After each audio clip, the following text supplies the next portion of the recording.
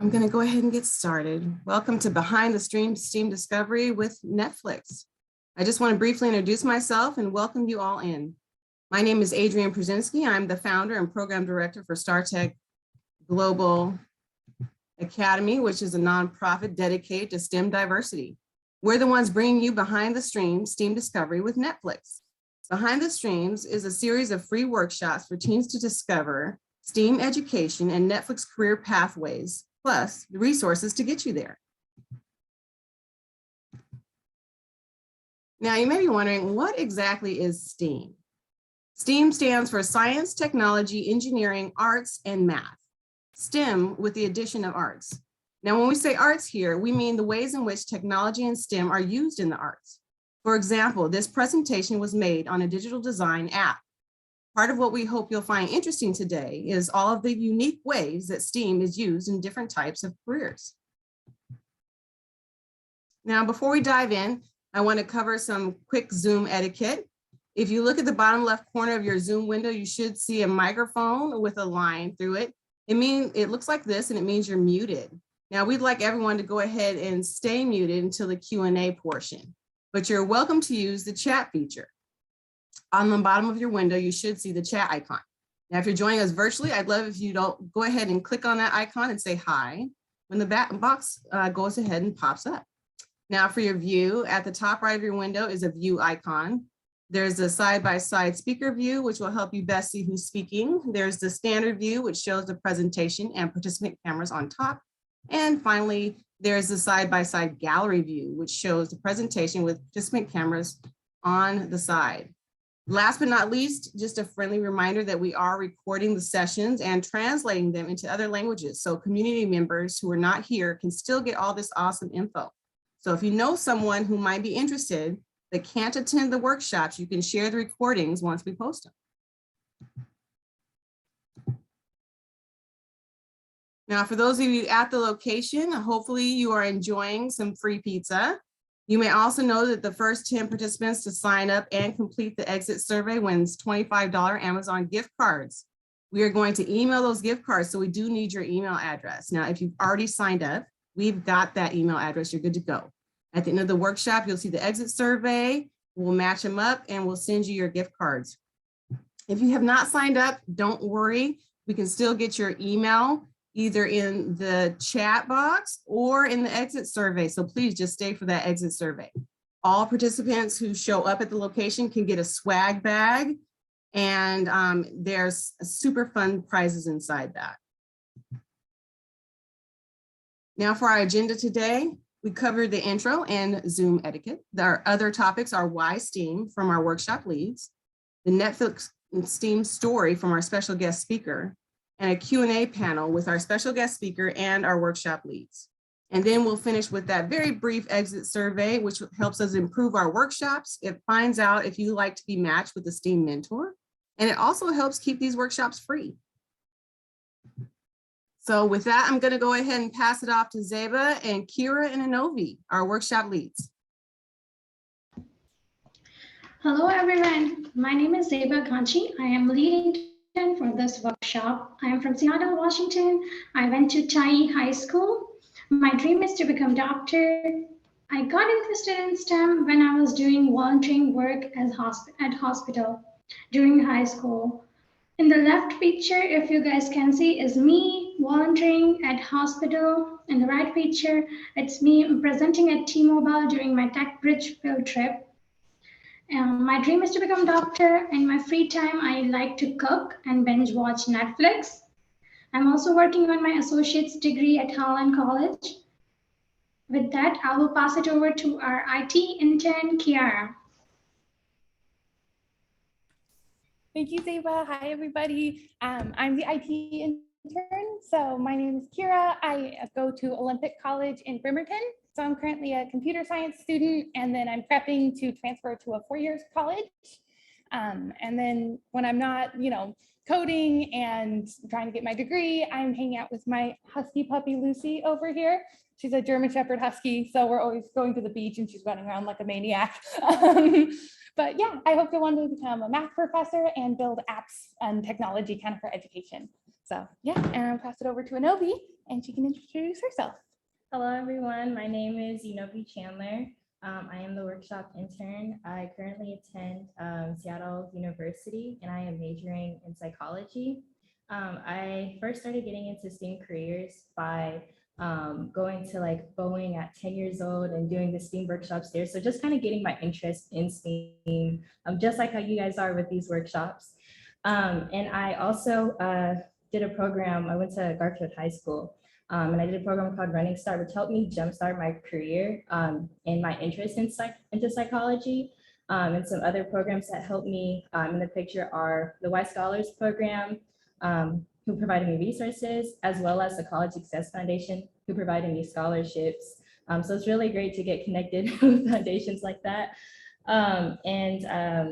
My dream goal is to be a child psychologist. So in the bottom right corner, I have a child here and she has her wheels turning.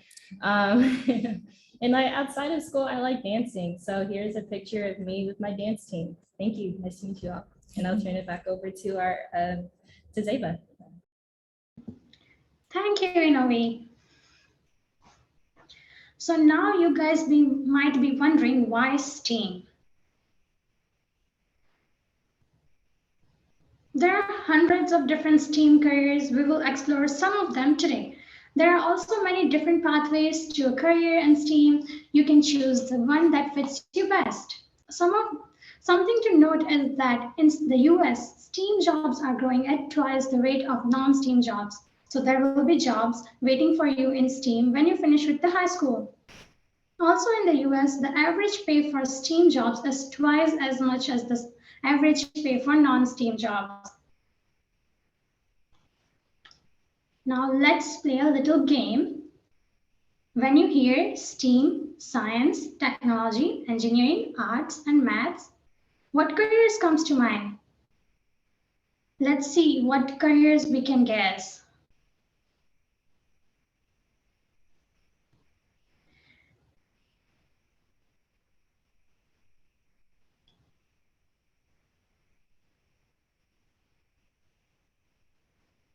You can use the chat box to enter your guesses. If you're virtual or if you're in person, share your guesses with our in-person workshop leads.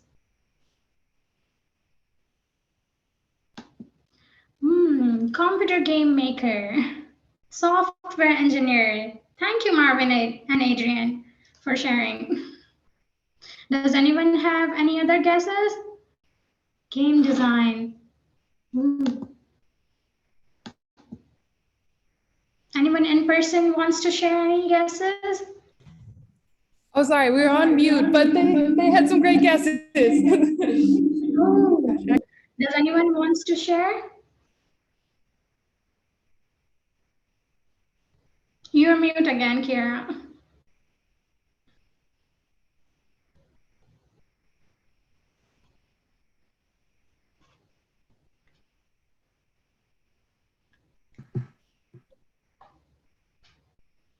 They said architect, designer, engineer. Wonderful. Thank you for sharing. So many great guesses. Physicist. Okay. Wow. Thank you all for sharing your guesses.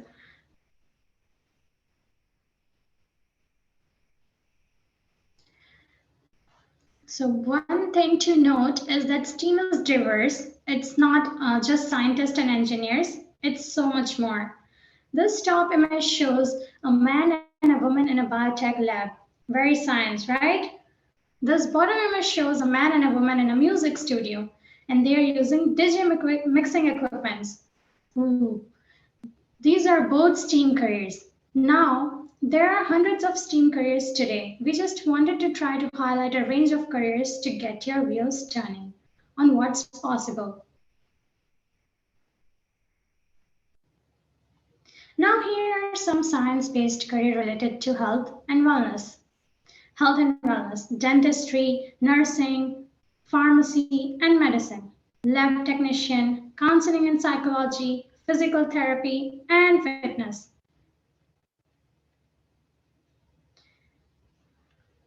Nature and life sciences. ecology and land stewardship, zoologist, forestry, environmentalism, veterinarian, other technology and business career pathways, game developer, website or app developer, IT systems and security manager, development operations and business operations, digital marketing. Some of you guys shared game developer and game related field, so that will count as technology and business pathway.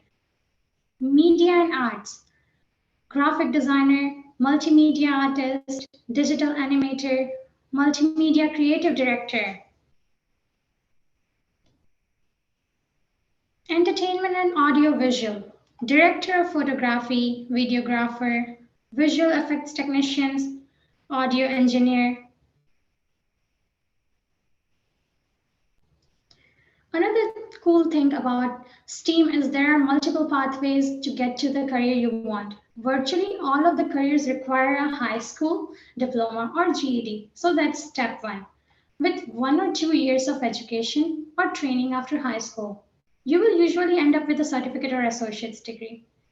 4 years can get you a bachelor degree, 6 to 12 years get you a master's or doctoral degree. Now, you guys might be thinking 12 years might seem a long time, but that's time going to pass anyway.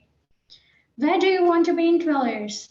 What do you want to be doing? How do you want to be spending your time? The key is to figure out what you are interested in and see what careers there are. Then start down that path. And hey, don't worry about how to pay for your tuition or education. There are always scholarships, grants, and student loans that will help you cover the cost. At the end of the workshop, we will connect you with a resource guide that will help with tutoring, scholarships, and many more. Another great thing about STEAM is the job pays pretty darn well. We like to call it a family wage, meaning you can live on it and support a family. Each of those career fields has a way to get into it with a shorter path, medium path, or a longer path. Usually the longer paths pay more, but not always. There are some 2-year paths like information security or business operations that pay as much as other 6 to 12-year paths. We are talking $25 to $45 an hour.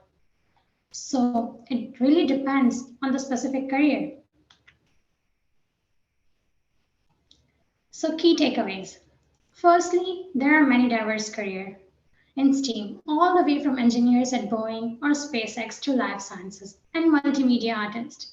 Secondly, multiple pathways to each career field. On average, careers in STEAM require 1 year to 12 years, but time is going to pass anyway. So where do you want to be? And third, if you put it all together, it's really about finding something you are interested in, choosing a pathway, and let that lead you to a career in STEAM.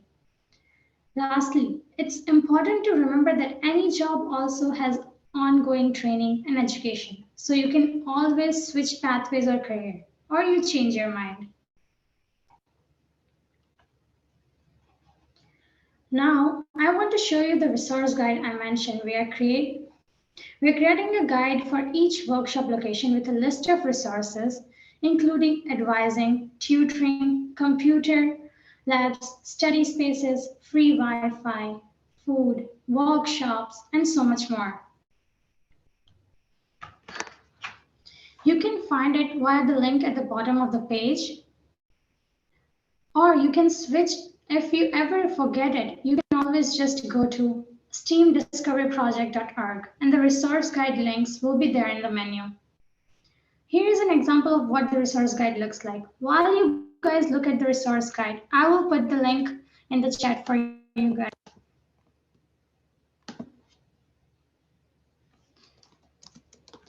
Also, if you guys need help finding a link, our interns will be able to help you out on site.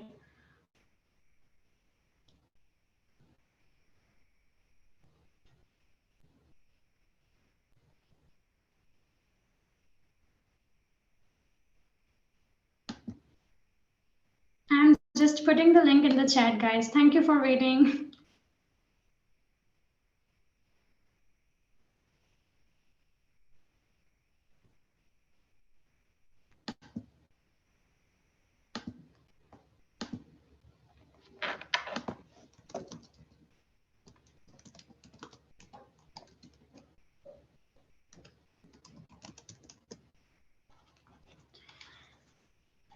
You can click on the location after you visit the link that I have placed in the chat. You can click on the location of your choice. For those of you at Rainier Beach Community Center, you would like to click the South Shore link to the find resources near you.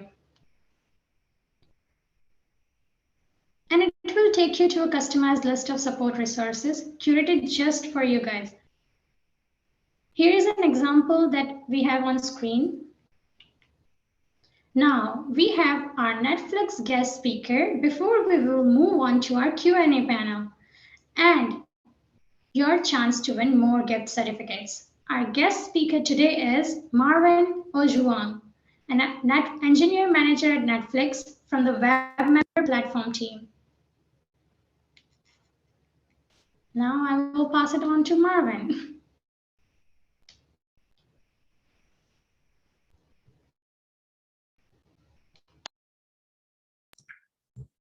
Hello, how y'all doing? My name is Marvin Ojuang. My pronouns are he, him, and his. I'm an engineering manager at Netflix.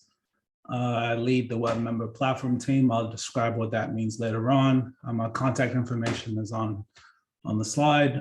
That's my email directly here at work. If you're on LinkedIn, you can find me as well. Just search under my name. Check me out there.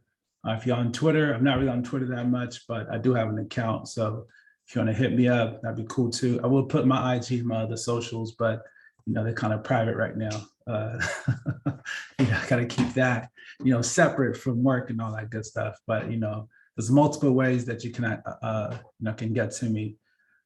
So I've been with Netflix for about 11 years, one year and some change as a manager, 10 years as a senior software engineer. Before that, I was living in Seattle. So I'll cover that a little bit later. So I just want to give you all a brief introduction of who I am. Thank you, Zeba, for the introduction.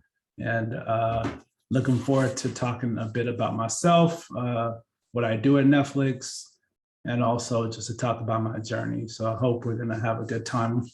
And please, if you have any questions, please jot them down. I'll be available for a lot of answering questions and so forth. So please do write down your questions. And no questions off limit. If I don't want to answer it, I just tell you I'm not going to answer it. But yeah, let's have fun. Let's go. Hold on. Click. There we go. All right. So I manage the team called the Web Member Platform Team. I assume a lot of folks here watch Netflix. I don't know how many folks actually watch Netflix on the website. If you do, this is what it looks like, right? So when you log in and you have your credentials, your password, like your email password, you log in, you may not have these particular movies, but you're gonna have like some type of movies you like.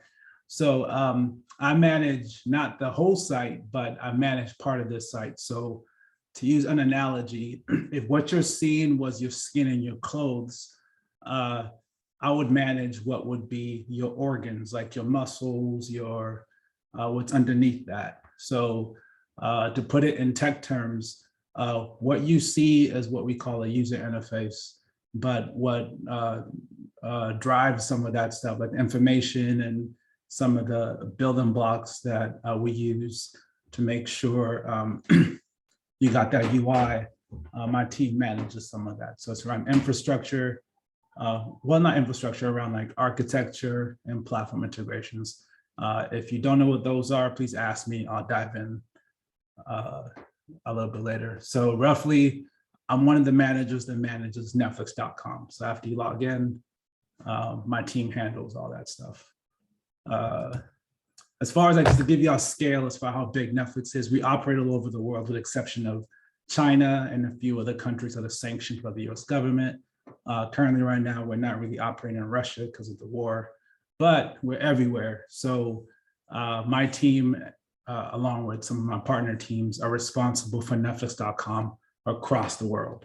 So if we make changes or tests or anything like that, it's going to impact the entire world, depending on how we kind of roll out those changes. So just to give y'all scope as far as like, when I say scope, I mean like visibility as far as like how big we are and some of the stuff my team is responsible for. So with that said, let's jump into a little bit about me. Before that, disclaimer, just let y'all know we're going to go on a journey. Excuse me if I'm using some slang real quickly, but I'm talking fast, but I'm trying to be kind of relatable. So there's gonna be a lot of fun stuff that I'm gonna talk about. But we're gonna go on this trip. I'm gonna do my best to kind of walk y'all through this journey. I have a map that I'm gonna walk y'all through. I'm not this dude on the camera. And also this show is not a Netflix show, so please excuse me. But I just thought it would be appropriate to kind of at least give y'all a disclaimer on what exactly y'all should be looking, or what y'all will experience. All right, so let's start with where I was born. I was born in Nairobi, Kenya. So that's a country in Africa. I wasn't in a Lion King movie or anything like that, but I was born in the 80s. So I lived there for about 10 years. So most of my childhood was when I was from basically 0 to 10. So something happened where we ended up moving. So got on a plane, like it wasn't a private jet like this, nor did I kind of look, jump out the plane like that, but ended up coming to the United States. I flew and we landed in Seattle, Washington. So I grew up in Seattle, Washington. So I'm the oldest of 3. I got a brother and a sister. My siblings still live in Seattle, and my mom still lives in Seattle as well. They live in Renton right now. So I'm there often. So I spent about 15 years in Seattle, going to elementary, middle school, and high school in Seattle. So I could talk about exactly which schools I went to in a second. I went to Garfield High School, class of 03.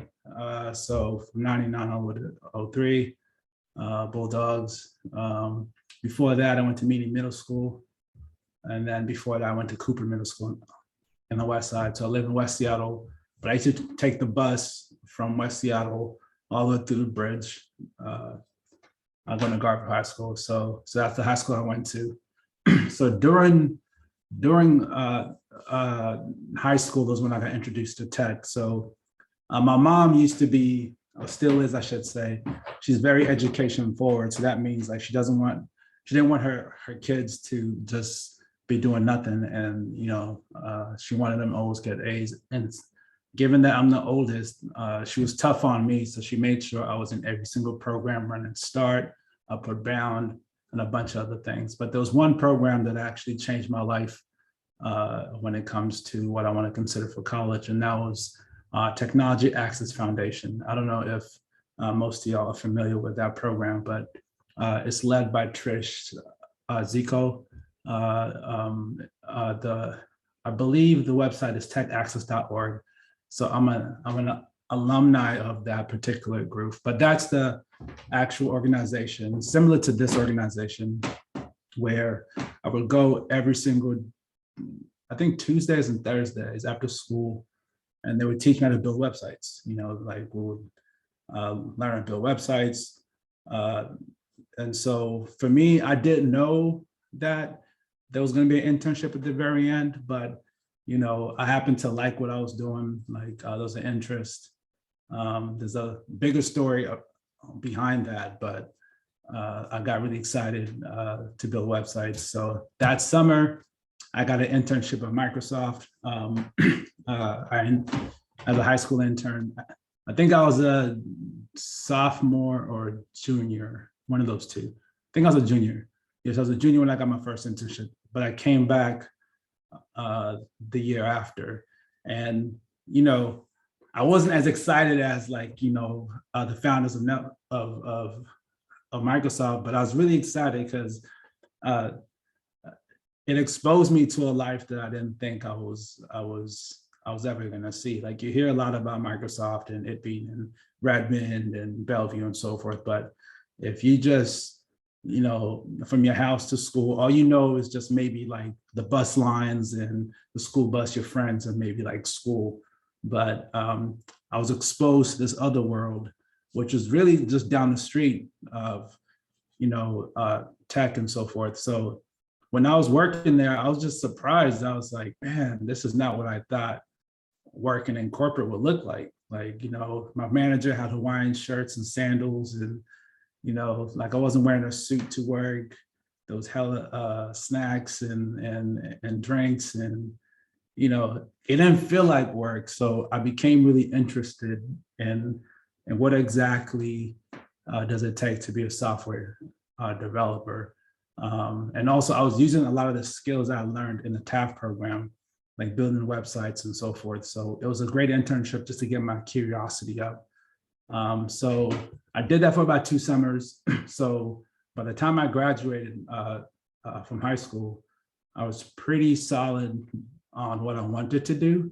The challenge was just getting into college. So I happened to go to Washington State University.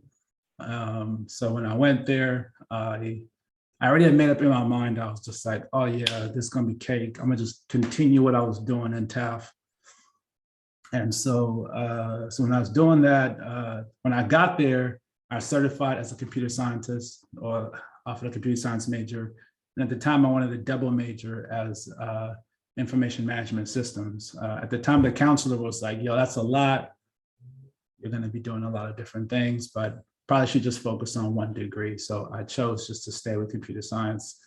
So while I was in class, you know, like I thought, you know, this would be pretty cake, you know, because I had a great experience in TAF and my internships. But the challenge here was that I was now having to learn, like, seriously what it takes to be a computer scientist and what it really takes to be a computer or to be a software engineer. So there was a lot of times where when I was coding, I had no idea what I was doing, but I had to kind of apply the things I was learning in class and really trying to figure it out. Obviously, you know, I was broke back then. I didn't have a MacBook. You know, it was just the computers that were in the lab. And so just spent a lot of time just really trying to just work on my craft and so forth. A lot of times where I was confused, but at the same time, you know, it was just consistency. Like you go to school, go to class, you talk to your peers or talk to your classmates, talk to the teacher and so forth. But, you know, after what felt like an eternity, you know, I graduated 5 years later, I finally graduated. So I was like, okay, cool. Now I'm ready for the job market. I'm ready to actually apply all these things I've been learning in college and all this effort and time that I spent in learning my craft. I finally have my degree in computer science and so forth. And I was ready to kind of go back to Microsoft, to go back to a company that was ready to just hire me. And surprise, you know, that was 2028, 08. The stock market crashed at the time, the recession hits. Nobody's hiring, you know, straight out of college, nobody's hiring. I get hit with the reality that, hey, look, I'm gonna have to compete with people who have a lot of experience, people who have doing this way more than me. And my degree wasn't enough. But what I did have was a passion and a desire to actually put my skills to the test. I wasn't satisfied with the fact that, you know, I spent 5 years doing this, and, you know, all this time I committed to it.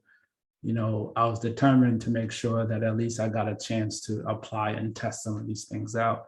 And at the time, you know, I wanted to make decent money, but at the same time, you know, I'm pretty prideful. So I was like, all right, let me at least try it out. So I ended up contracting. Since nobody was hiring, I ended up contracting for Microsoft again. And I worked for Bing at the time, before it was Bing. So I did it for about 2 years, you know, kind of working my way through that. Also during that same time, Obama got elected.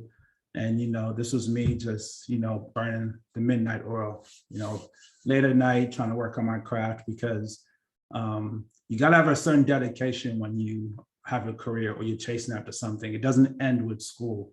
You know what I mean? Like you kind of have to dedicate yourself to get better. So I had to find something within me that will push me forward when it comes to exactly what I wanted out of life.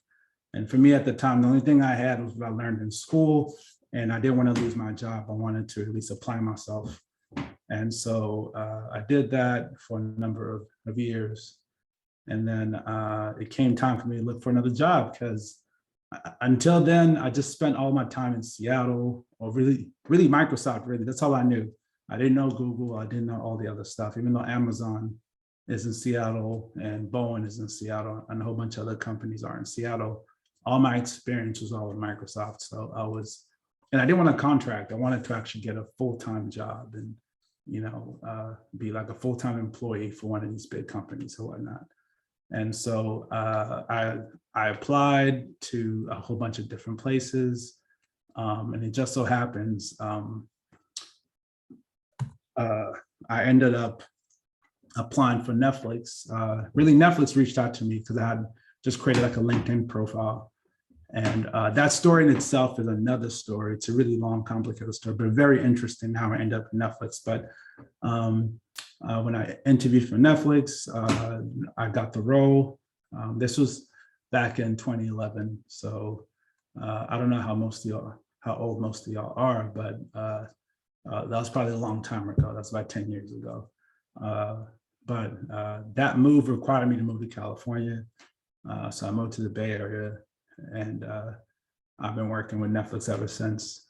So my claim to fame, I've touched all parts of the product except for iOS stuff, so iPhones and Apple TVs. But when it comes to web product and Android products, TV products, I've pretty much touched that code, or at least some of my code's running. And right now I manage a team that is responsible for a lot of the web experience that a lot of y'all enjoy. And yeah, so I'm still on Netflix, making sure that we deliver the best experience for y'all to watch and so forth. And yeah, and with that, thank you for your time. I'm available for questions if you have any for me. Otherwise, thank you. Thank you, Marvin.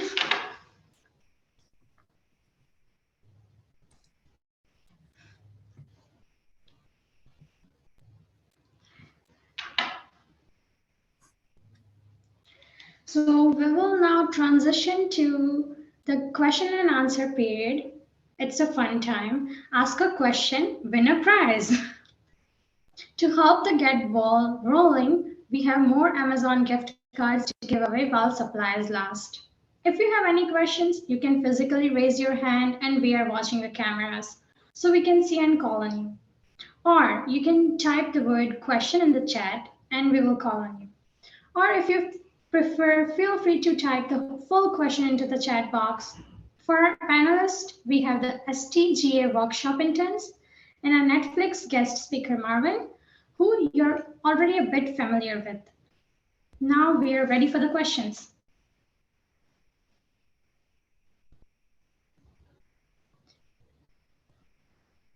So we have first question from our in-person lot. What do you know now that you wish you would have known when you graduated from high school? There's a lot of things I wish I would have knew for sure. Let me just start from the beginning. The number one thing that I wish I knew when I graduated high school is like college is not the end all. College is just a path through. It's where you're probably gonna find out a lot about yourself. That's gonna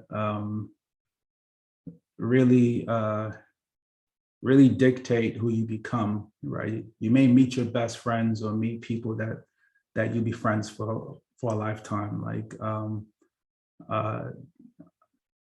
Like in when I was in high school, it was just like, you're just so focused on high school, you know what I mean? Because a lot of your life is in high school, like your friends, recess, so forth, you're having a great time. But then when you go to college, it's like a whole different experience where you have a lot of freedom to kind of decide how you want to lead your life.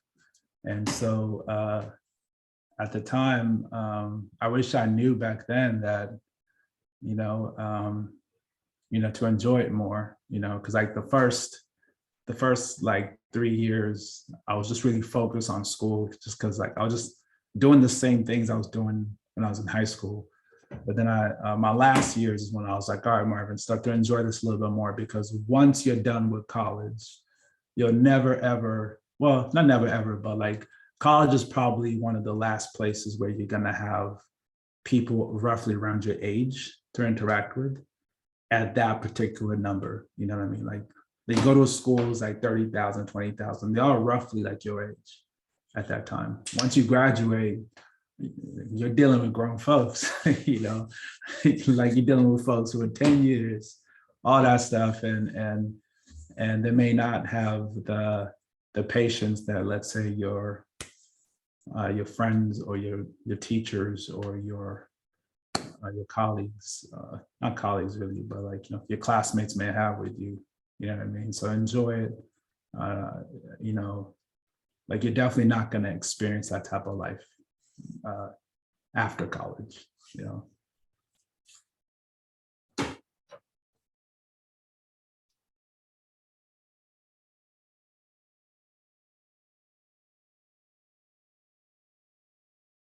Yeah, ask me a bunch of questions, please. I'm here to answer all types of questions. Great answer. We do have another question ready. Another question is for Mira.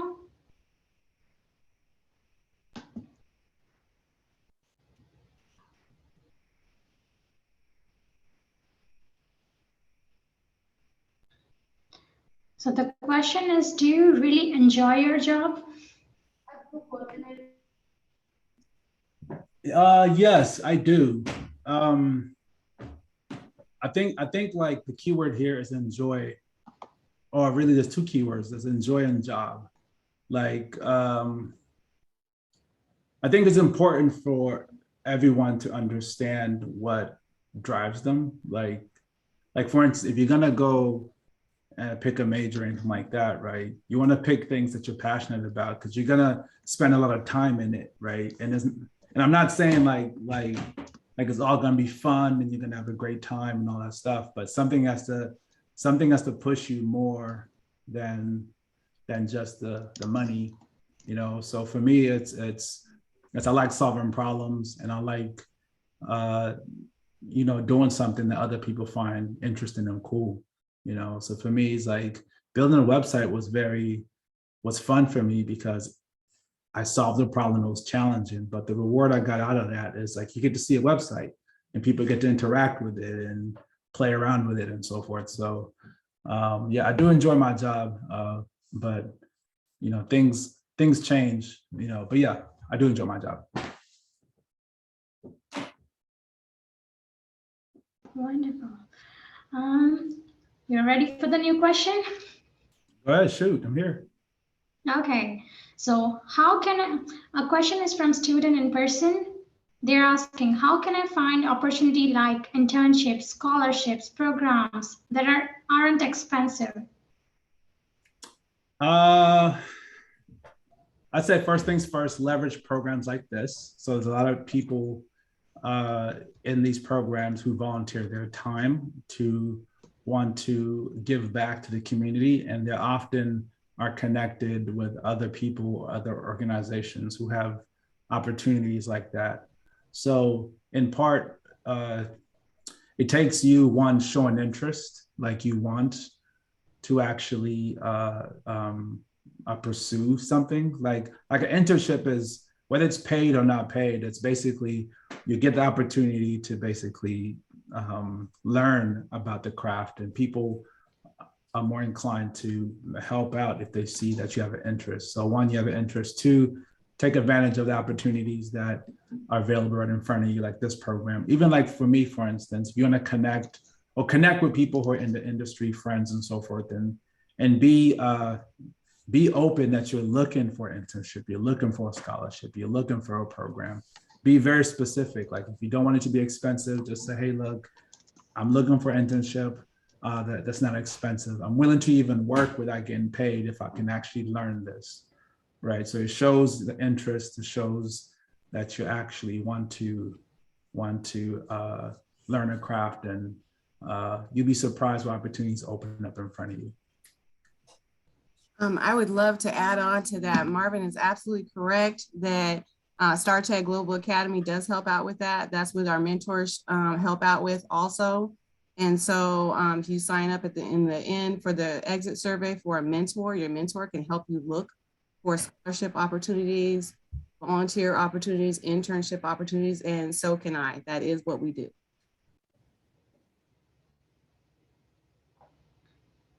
Thank you, Adrian, for adding that. We do have another question in the chat. Okay, so we also have one more. There's a little bit of echo, but can you ask your question? When did StarTech start? Is that when did StarTech start? Yeah, like begin the program. Start? Right now. Yeah, you can. The full program? Well, the workshops go for this particular series all through May, and you can join workshops every Wednesday in May and get a mentor at any one of those workshops through the exit survey. The mentor lasts for up to a year of mentoring you via email, and that's an ongoing program. And we will also send out emails to you if you signed up for emails for all of our workshops as we make them.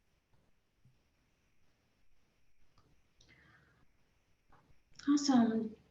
We have another question from Marvin, which is, do you plan on making more apps?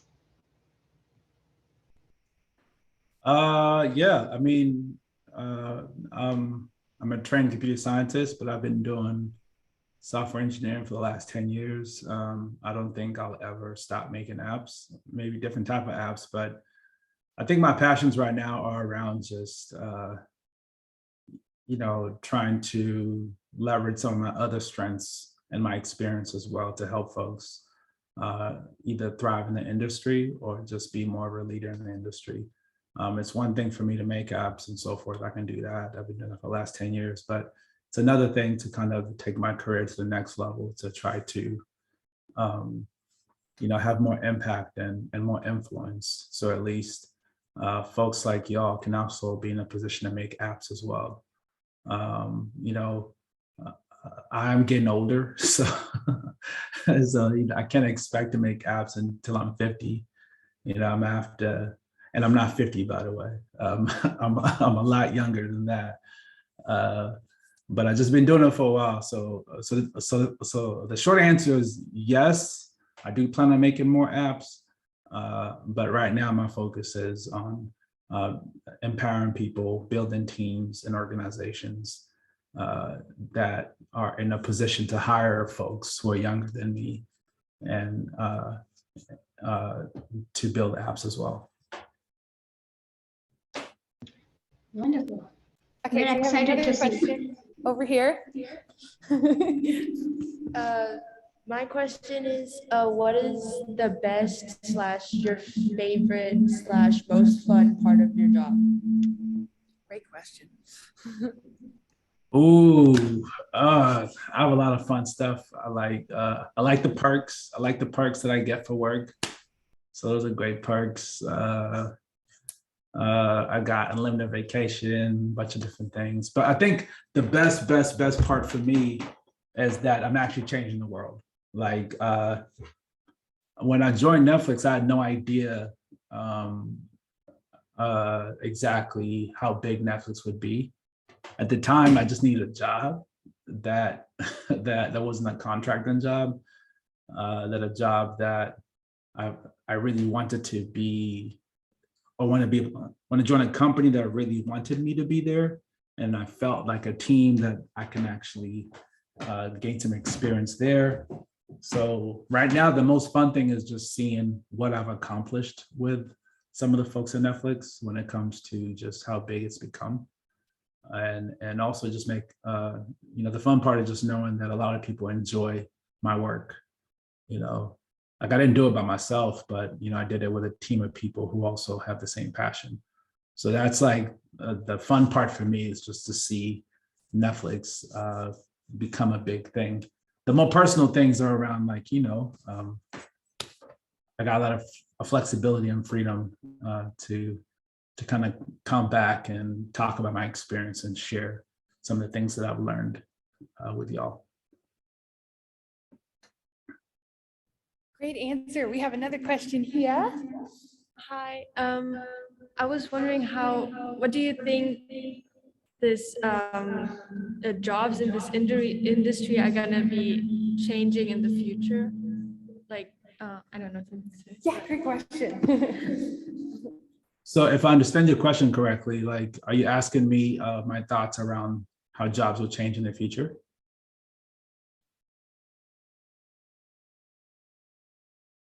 Okay. That's kind of tough. Are you talking about my specific job or just jobs in general? Yeah, like jobs in the STEM industry or like digital techniques, something like that. Like, yeah, basically your job. Got it.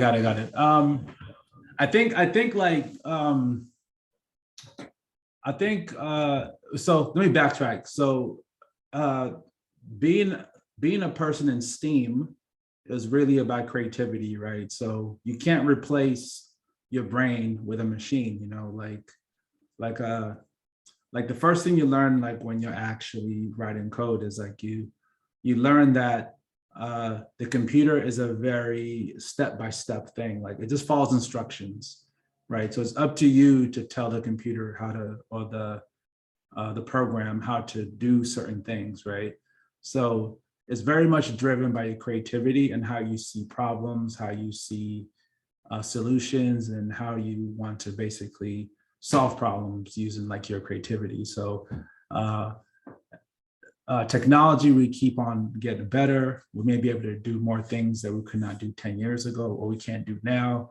So if you think of things like the metaverse, virtual reality, those things were not realities when I was y'all's age, right? But folks my age developed those things, and then now those things are like normal for y'all, right? So as long as you're creative and you have a passion, and technology continues to get better and better, there's always going to be a job in the technology field. It just gets better and better and better. So y'all are going to be doing things that I never could have done because I didn't have the opportunities, and technology just wasn't there. So y'all gonna build things that I'm gonna be like, oh man, how do y'all do that? Like I'll be the one asking questions because y'all are actually in it. So yeah, there'll be jobs.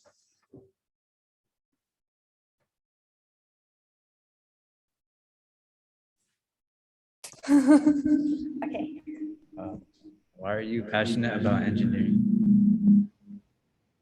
I'm getting good questions today. Why am I passionate about engineering? I'm passionate about engineering because I get to actually solve problems. So the difference between a computer scientist and just a regular engineer, computer scientist is in the business of solving problems, like finding an algorithm. An algorithm, just a fancy word of a repetitive, reproducible way of doing or solving a problem. So I enjoy engineering because I get to actually build things out of my own brain. Like, it's kind of like you imagine something and you look at all the different pieces and you put it together in real life. And then it's kind of like your imagination becomes a thing in real life, right? Whether it's civil engineering, chemical engineering, mechanical engineering, software engineering, you're taking your imagination and you're manipulating what's in front of you to make that a reality for you.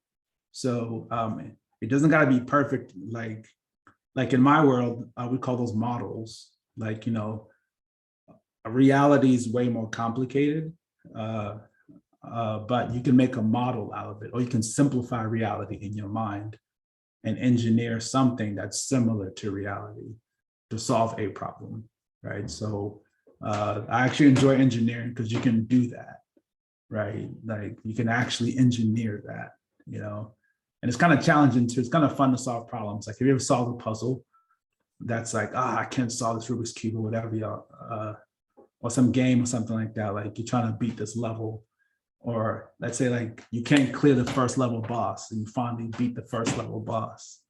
It's exciting because like, it's like, oh, I cleared that level. Let's go next. You know, you do the same thing. Eventually you beat the game. And then when you beat the game, it's like, all right, cool. I want to play another game. And then you do the same thing and it becomes more complicated. And, you know, it's the solving the problem and getting excited about that. That's what I like about engineering.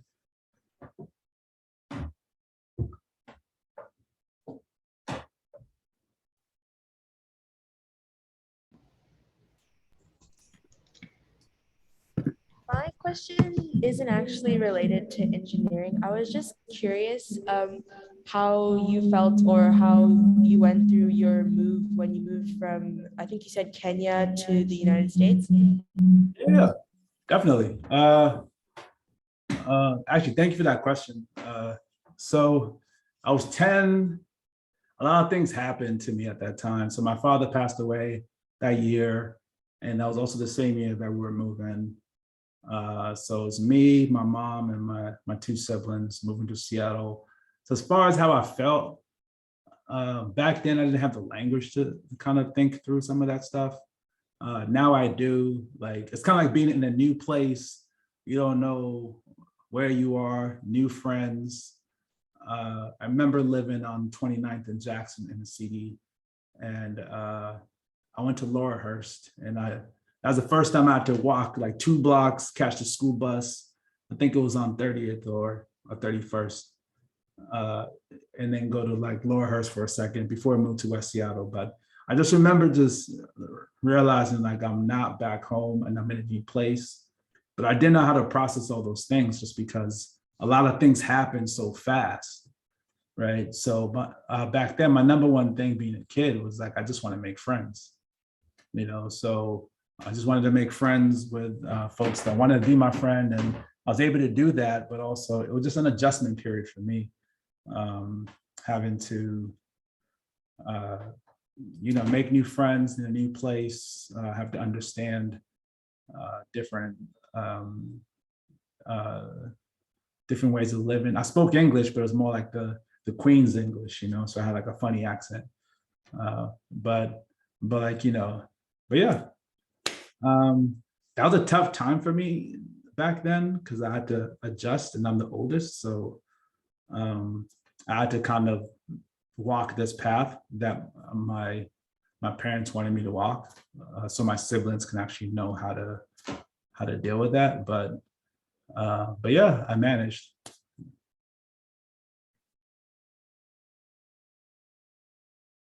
Great. We do have one more question in the chat. How did you fall in love with your job?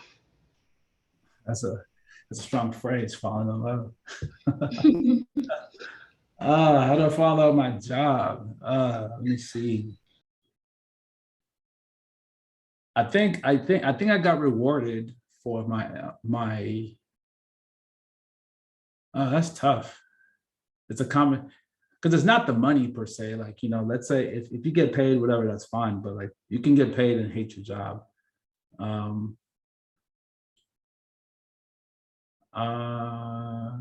I think I felt free, like, to be honest with you. Like, I felt really free to build something I could control and actually, it was just fun. Like, it's kind of like Legos.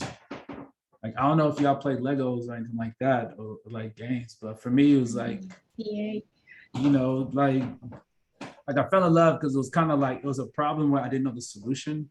I don't know if y'all like solving puzzles or anything like that, or y'all like to like there's a complex problem and you're like, okay, it's a challenge, but then you have all the things you need to solve it and you finally figure it out.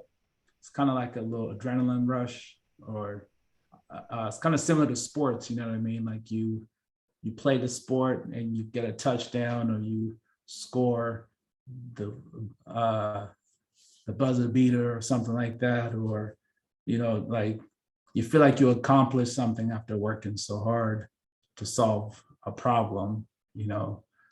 Engineering gives a lot of that, especially if you're working on something that people actually like. People are like, oh dang, that's nice, Netflix. It's another thing if no one cares what you're doing. It's kind of hard to fall in love with what people don't care, unless you care so much that you like it. I don't think that's my best answer, but because it's kind of tough. I don't know how I did it, but I just did. So I personally like the example that you gave in comparison of Legos and puzzle, which was really clear. yeah, it's like sometimes, like you have that box and then you dump it and you have all these pieces. And then you're like, oh, okay, how do I put this together? And then you start putting it together. There's a level of satisfaction of seeing all these pieces become something nice. Like, it's looking like what it was supposed to look like because you put it together. It didn't just magically happen. But I don't know how I fell in love with it. I just, it happened somehow. I just don't know exactly how, but I think it may, maybe the how is like I just kept on doing it. Like I just kept on doing things I like to do in that field. What advice would you like to give a student who is interested in this kind of a career? Oh, that's tough. First things first, I think the number one thing, at least I can only speak from my standpoint. I think the things that helped me out is I only did things that gave me satisfaction, like things that I really like. I think you have to be very clear with why you're doing what you're doing. If you're not clear, then other things are gonna come and you're gonna basically switch as quick as possible, right? So if it's a passion of yours, pursue it, and also be realistic with yourself. Like it's gonna be tough, but it doesn't mean that just because it's tough, it doesn't mean it's worth it.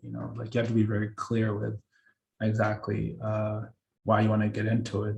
If it's money based or anything like that, then if you know that for sure, that's why you're doing it, then at least be honest with yourself in that sense.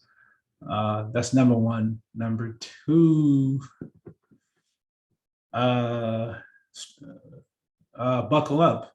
It's going to be a long road. You're basically signing up for a lifetime of learning, right? Like you, in my experience, you're never going to stop learning. That's just how life is. And if you learn that principle early enough, it'll set you up to be wildly successful in anything you do early on in life and moving forward, because life is a series of problems, right? And every problem needs a decision or a solution, right? So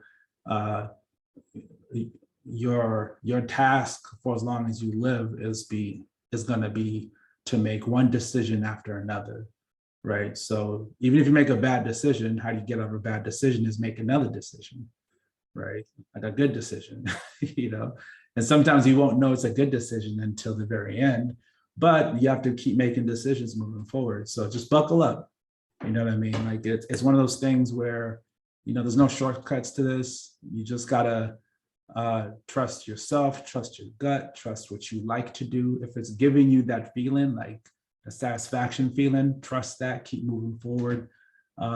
Reach out to folks who've done it before. folks who you can feel you can ask advice. You can reach out to me if you want. I can talk about just my experience and so forth, but reach out to folks who are doing it or have done it, or if you don't have access to that, use this group to get you in contact with folks like that.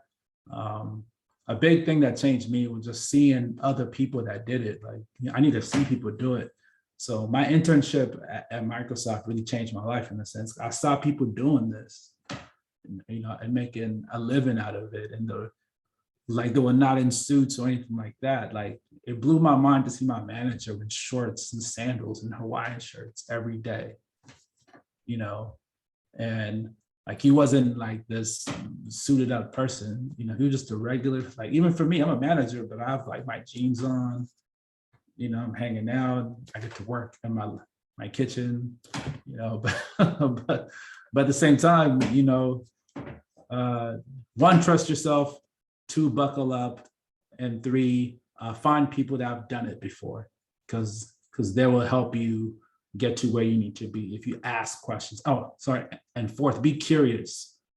Be curious and don't be afraid. 5, don't be afraid to ask the questions, right? Like, if you have a person like me or anybody else, ask those questions. There's no silly questions, just ask. You may get the answer you need that's going to get you to where you want to go. I have a lot, but I keep it at 5. No. We do have time for a few more questions. Does anyone in person have questions? Hello. You mentioned you work from your kitchen. I just wondering if you work from home because of COVID, if things change because of it, and how is it? Because I would love to work from home. My mom, her job changed a lot because of COVID, because now her agency just realized that she didn't have to be in the office to do her job. And just how does that work? Yeah, so like, yes, I started working from home more because of COVID, but I always had the option to work from home, just not as much, because, there's certain things you can only do with in person. So for instance, if I need to talk to, like in my job, I need to talk to a lot of people. Like, I need to write, whether I'm writing code or I'm talking to another manager or I'm talking to another team member. Some things are just faster if I'm talking to you, right? I can just say, hey, look, I need this done, and then I can take 5 steps and be like, all right, hey, did you hear what I just said? I don't have to repeat myself, those type of things. But COVID made things a little bit difficult, actually very difficult for a lot of us to do things safely. So we had to, work from home. But just like the innovative people we are as human beings, we figured out how to make it work. Like, we have Zoom, we have able to like record. It's all technology, right? Technology enables all this stuff. We can Zoom, you can record, you can do a doc online, you can send an email. There's different ways to communicate, but I'm just fortunate that my company has the flexibility, or gives me the flexibility to do this. Some other companies don't, just depending on what they do. But yeah, COVID did influence a lot of the current, how do I say, not behavior, but the current status, I guess. But over time, I'll probably be going in the office a little bit more, just so I can meet people. Like, there's no substitute for that face-to-face. Sometimes it's the best way to get to know a person quickly.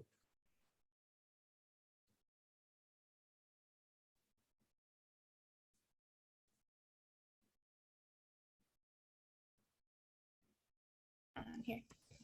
I think you kind of mentioned that, but how flexible are your hours, or how much can you like manage your own time? That's a very good question. So that's a very, very good question. So I'm not hourly. I don't get paid by the hour. I get paid salary. So which means my wage is negotiated yearly. So I get paid a certain amount of, let's say if I make, I don't know, 60K a year, whatever it is. That's my wage. I don't have to work 40 hours a week. Now, it just means that I have to get things done. So when there's a deadline or a project that needs my input or anything like that, I'm accountable to make sure things get done at a reasonable time. So I have to manage my time and manage my team's time to make sure that we are doing things every day or every week to hit our goals and deadlines. So even if I was working hourly, I still have to do that. Like I have to now, instead of someone telling me you work 8 hours a day, I have to basically make sure I work 8 hours a day. Sometimes I may not work 8 hours a day because I have to go to the doctor's office or I'm sick or I got to deal with something else that's personal, but I'm still responsible for the work. So whether I do it in 8 hours or I do it some other time, but it's more like working smart rather than hard, so if I can do that, then it works out. But I'm not required to work a hard 8 hours, but sometimes the work is just that much that I may even work more than 8 hours. So it just depends.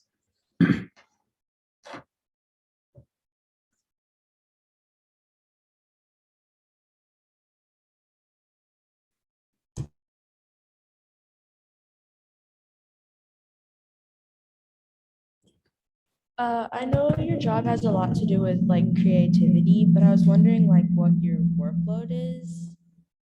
Because you said you have to work more than 8 hours sometimes, so. No, good questions, good questions. My workload. So the way I approach my workload, I approach it week over week, or sometimes like there's certain things I know are due in a month that are critical to the business or critical for my team, or there's goals that I've set for my team that I'm just like, all right, we got to hit this deadline. So as far as my workload, it just depends. Like today, for instance, right, I had meetings from 9 a.m. till noon. I had lunch. Then I had a meeting at 1 o'clock till 2. Then I had another meeting with a team member of mine. Then I hopped on to prepare for this. So I've been on calls all day with maybe hour break, an hour and 10 break, like an hour and 10 minutes or whatever it is. Then I'm here talking to y'all. I'm probably going to work a little bit after this just to check my emails, making sure I'm not missing anything that I need to be paying attention to. Then I'm going to call it a day, maybe at 5:30 or 6. Cool. Monday, for instance, I didn't start working until maybe noon, just because I spent my morning time just reading emails and catching up, getting all the information I need. So when I start to talk to people, I have all the information I need to get things rolling for the week. So it just depends. Like a day like today for me is like a heavy day because I'm up at 7 and I'm nonstop. So I may actually work 8-9 hours maybe. Some other days I'm just like, you know what, my schedule looks light. I can do some prep work for other days, So the key the key thing I'm trying to communicate here is like I manage my time completely, and I'm responsible for my time completely, right? Like my boss or my team is not going to tell me, hey, I need to do this and that. This is the time you need to spend. Although I'm responsible for that time. So if I don't get stuff done, I can't say, well, I didn't have time to do it. Yeah, I had time to do it. I just didn't prioritize that time.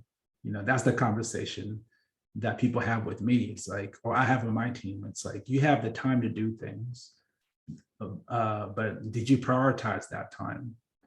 Like, how are you dealing? And that's a different problem because some people, actually prioritization is actually really hard because you have to think about how do you balance your actual personal life, work life, and whatever else that comes up. So you got to have a good way to deal with that. And it's not easy. Even I don't get it right all the time. but it's something that I do. Some days are busy, some days are not. But yeah, great question.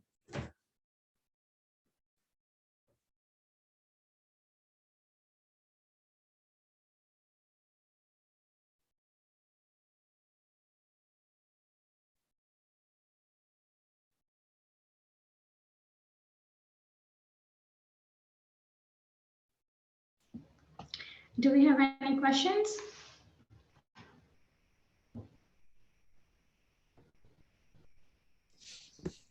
Okay. Hey, what's Star Tech? Just what is it? How does it work? How do you join it? Yeah. Well, that's a great question. StarTech Global Academy puts out STEM workshops just like this. We provide mentors, we provide volunteer opportunities.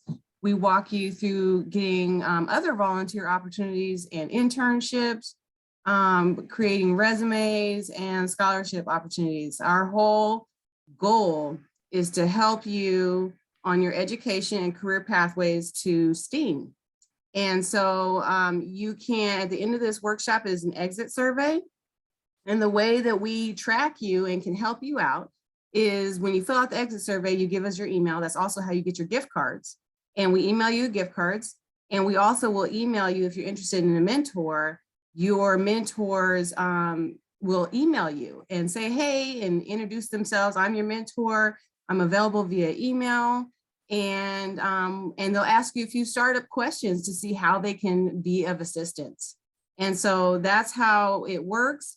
We also on our website, and you can go to steamdiscoveryproject.org, just have a basic contact us page where you can contact us at any time to request help getting a mentor or help. I get emails all the time saying, hey, I'm looking for volunteer opportunities, or can somebody help me find an internship?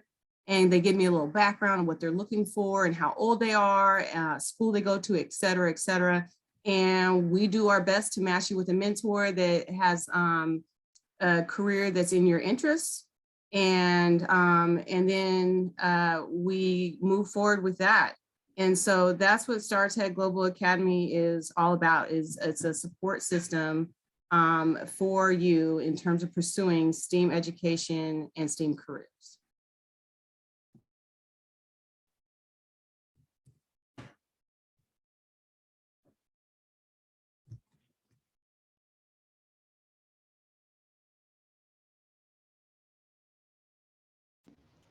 Great. So it's about 10 minutes before we want to wrap up. So let's go ahead and answer one more question briefly, and then move on to our mentor program and the exit survey. One more question, guys. Come on, make it big, make it big. Mm-hmm. Make it big. I need a big question.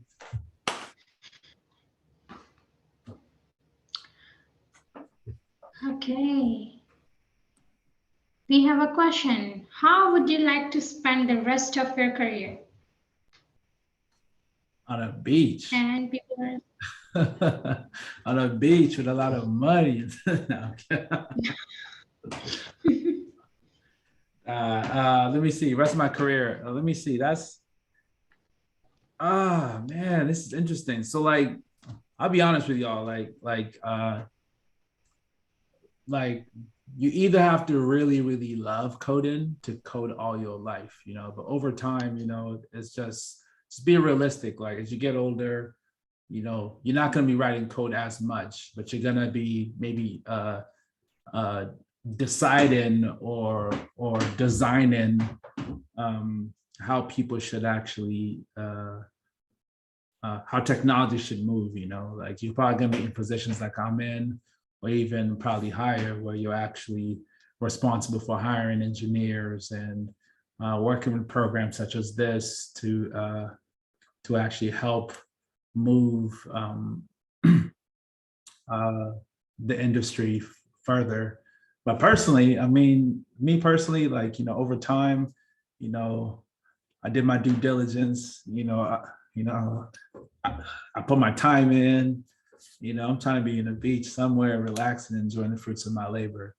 You know what I mean? I think that's what it is. Like you do meaningful work, you take care of yourself and the people most important to you, and you just make sure you're living a life that you're comfortable with, and be able to live as free as you can, if possible, right? And all these jobs, all these things that we're doing are ways to get you to live the type of life you want to live, right? And also give back to society as much as you want to and as best as you want to. So yeah, as I get old and can't walk or whatever it is, I hope I'm just laying down on the beach, enjoying the sun, eating a good meal and surrounded by good people. So yeah, but that's like years later. That's like we're over there. If I'm lucky, I'll do it next week. But, but yeah. So do you still have to keep getting training for what you do? Oh, that's interesting that you use the word training. I wouldn't say training. I think it's learning, because I think after you graduate from school, because school has a curriculum, right? Like, hey, look, they may train you in something, but at some point you're gonna have to start learning. You're gonna have to start to look at something and try to learn it. So as you are in your career, you're not gonna, like, school just gives you the foundation. It's kind of like a house, right? School just makes sure that you got a good foundation for you to build your house on top of, right? But like, if you're a lazy builder or a person that doesn't want to build a mansion and you're okay with like a tent, that's just what it is. You want to live in a tent. But like, if you want to actually, build on top of your foundation that you get from school or your training, you have to have a spirit of learning. Like, you want to actually learn, how can I build on top of this foundation that I've built or I've earned or paid for, or however you got it, right? And depending on the jobs that you may get may help you get there, because you may have to learn things on the job that's going to help you be a better human being, a better engineer, just a better person, right? So I'd say, and this is just my experience, you have to commit to a spirit of learning. Like, you're never going to stop learning. It doesn't matter whether you are in STEAM or not. Life is going to require you to keep learning. If you want to be like relevant, or you want to be, the best person, you're going to learn a lot about yourself. You're going to learn a lot about life. So why not use the things you're already doing to learn a lot about what you're doing? If you want to do, like, there may be a time where you want to switch careers to another STEAM career, right? You're going to have to learn how to do that, right? Like, no one's necessarily going to train you, like, training kind of implies that someone's going to teach you. At a certain point, there's no teacher. You have to want to learn that for yourself. So you're going to have to buy books for yourself, seek the teacher for yourself, come to these programs for yourself.